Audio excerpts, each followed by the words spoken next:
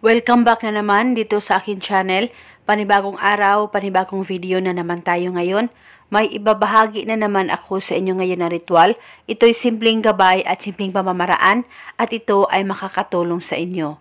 At kung bago sa channel ko, ayaw niyo pong kalimutang i-like, i-subscribe at pindutin ang notification bell para palagi kayong updated sa mga bago kong videos. Nanlalamig na ba sa'yo ang partner mo? Hindi ka na ba niya namimiss? Dahil sa lahat ng oras, dedma ka lang niya.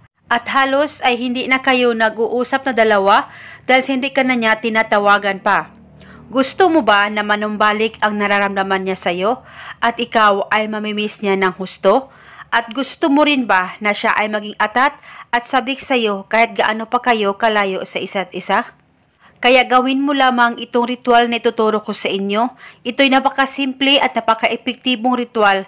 Basta palagi ang talagang buo ang loob at buo ang tiwala niyo sa paggawa nito. Ang gagawin mo lamang bago ka matulog o di kaya pagkagising mo sa umaga ay pwedeng gawin itong ritual sa kahit na anong oras na gusto mo.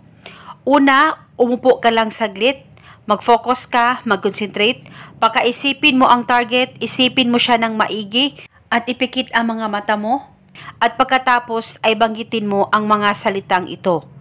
Pangalan at apelido, ako ay mamimiss mo palagi at ikaw ay atat at maging sabik na sabik sa akin sa lahat ng oras. Banggitin mo lamang ito ng 9 na beses. At pwede ka pa magdagdag ng hiling kung gusto mo.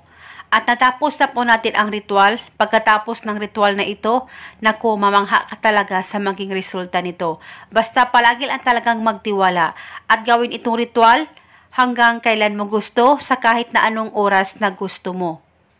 At eto muna sa ngayon, maraming salamat po sa panunood. May God bless us all.